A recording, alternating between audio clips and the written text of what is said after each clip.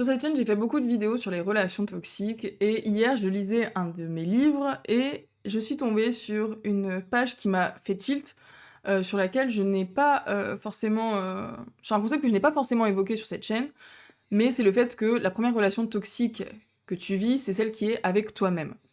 Je vais te lire dans quelques instants un passage de cette page, justement, qui m'a beaucoup parlé et j'aimerais rappeler que, en fait, quand une relation toxique, c'est le triangle de Karpman, c'est cette posture de bourreau, victime et sauveur, et que tu incarnes une des trois postures dans une relation toxique.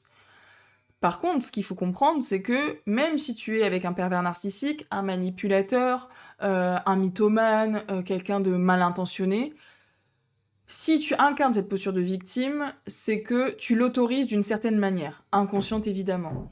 Je ne voudrais pas heurter les personnes qui sont victimes de pervers narcissiques parce que je sais à quel point c'est destructeur, mais il faut bien comprendre que si tu veux sortir de cette relation-là, de relation toxique, tu vas devoir prendre ta responsabilité et te dire que, à un moment donné, il va falloir que tu poses tes limites, que tu développes ton estime de toi, que tu fasses autrement pour sortir de ces relations-là. C'est avec toute la meilleure bienveillance que je te dis ça, puisque comme tu le sais, si tu as déjà vu des vidéos sur ma chaîne, ma mère a été victime pendant plus de 25 ans d'un pervers narcissique. Je sais à quel point ça a été destructeur d'une certaine manière, et si je dis ça, c'est vraiment pour faire bouger les choses et avancer. Oui, les pervers narcissiques existent, il y a des débats là-dessus, mais bon, j'ai pas envie de rentrer dans ces débats-là. En tout cas, s'il y a un pervers narcissique, il y a une victime en face. Comme je dis très souvent, un pervers narcissique, sa particularité, c'est que devant le monde entier, il est génialissime, il est incroyable, c'est une personne extraordinaire, et entre quatre murs, cette personne face à sa victime, à sa proie, il se transforme en véritable monstre.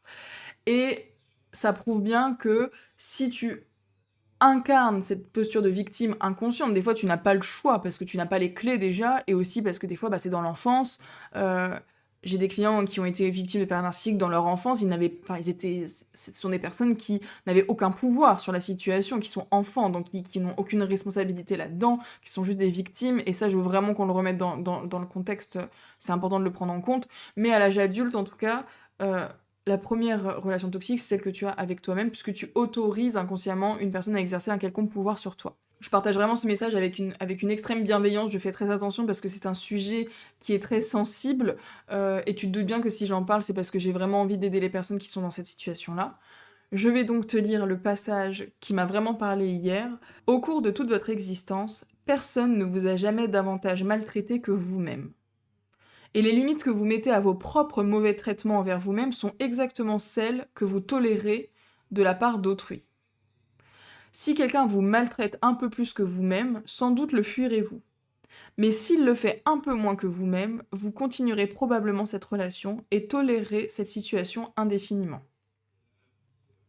Si vous vous maltraitez terriblement, vous pouvez même supporter quelqu'un qui vous bat, qui vous humilie et vous traite comme moins que rien. Pourquoi ? Parce que dans votre système de croyance, vous vous dites « je le mérite ».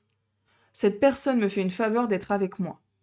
Je ne suis pas digne d'amour et de respect. Je ne suis pas assez bon, assez bonne. On a besoin d'être accepté et aimé par autrui, mais on est incapable de s'accepter et de s'aimer soi-même. Plus on a d'amour propre, moins on se maltraite. Se maltraiter provient d'un rejet de soi, celui-ci résultant d'une image de la perfection à laquelle il est impossible de se conformer. L'idée qu'on se fait de la perfection est la raison du rejet de soi-même, c'est à cause d'elle qu'on ne s'accepte pas tel qu'on est, ni les autres tels qu'ils sont. C'est un extrait du livre Les 4 accords Toltec, qui est un des livres de développement personnel, si ce n'est le livre de développement personnel qui a été lu, je pense, par le plus lu, je crois. Je ne sais pas. Mais en tout cas, je l'ai repris là, ça fait des années que j'ai ce livre-là, je l'avais pas lu en entier, et là je l'ai repris, et c'est dans les premières pages, et quand j'ai vu ça, je me suis dit oui. Et effectivement, la première relation toxique qu'on a, c'est avec soi-même. Parce qu'à partir du moment où tu sais ce dont tu as besoin, où tu as assez d'estime de toi pour refuser qu'on te maltraite, tu as assez d'amour propre, tu n'acceptes pas en fait que quelqu'un te fasse ce que tu n'accepterais pas de base. Si tu ne te respectes pas, les autres ne te respecteront pas. Je le dis évidemment pour faire avancer les choses et pas pour faire culpabiliser ou remuer le couteau dans la plaie. En fait, si tu agis encore comme une victime, du coup, tu te désolidarises de la responsabilité que tu as dans cette relation. Donc, entre guillemets, tu ne peux rien faire. Inconsciemment, si tu agis en tant que victime, tu ne peux rien faire. C'est pas de ta faute, c'est l'autre qui est un pervers narcissique. C'est l'autre qui est un manipulateur. Moi, j'ai rien fait, c'est pas de ma faute, moi je suis gentille, etc. OK, mais du coup, là, tu agis en tant que victime et dans ce cas-là, tu te déresponsabilises et du coup, tu ne peux pas agir dessus. Alors que si tu reprends ton pouvoir et que tu dis: «OK, là, je suis dans cette situation-là, je reprends mon pouvoir, je reprends ma responsabilité. Qu'est-ce qui est en mon pouvoir pour faire changer les choses? Comment je peux me sortir de cette relation?» Et après, du coup, ça va déjà te laisser une idée beaucoup plus claire de: «OK, c'est possible de sortir de cette relation» et d'aller demander de l'aide, d'aller chercher de l'aide pour sortir de ça. Comment tu quittes cette relation, comment tu te fais accompagner, comment tu te reconstruis aussi derrière. Ça, c'est une étape qu'on oublie beaucoup, mais je pense que c'est la plus difficile. C'est finalement une fois que tu es sorti de la relation, mais tu dois te reconstruire avec tout ça, avec tous ces traumatismes que tu as subis pendant la relation, tout ce manque d'estime de soi, de confiance en soi avec lequel tu as évolué dans cette relation. Ça se reconstruit. Et je pense que c'est vraiment très important de se faire accompagner et de savoir que bah, c'est pas une fatalité, que tu as ta part de responsabilité, que ça n'enlève pas le traumatisme et l'absurdité et l'injustice et la monstruosité de la relation, mais tu as autant la responsabilité de rester que de partir. Et en fait, en sachant ça, ça te laisse de l'espoir pour la suite, de dire mais je peux m'en sortir et je vais m'en sortir. Voilà, je te laisse méditer là-dessus. Je trouve ça super intéressant. J'ai beaucoup étudié ce sujet des relations toxiques et effectivement, pour quelqu'un qui n'en a pas vécu, ça peut paraître inconcevable. Euh, mais pour les personnes qui en vivent, il y a de réels schémas derrière répétitifs négatifs, il y a de réelles lacunes, des réels manques. Et c'est important de le prendre en compte. C'est pas qu'une question de volonté, évidemment pas. En tout cas, ça permet aussi voilà, de donner de l'espoir aux personnes qui sont dans ces situations-là. Et si vous avez besoin d'en parler, n'hésitez pas à m'envoyer un message sur Instagram. Mes DM sont ouverts.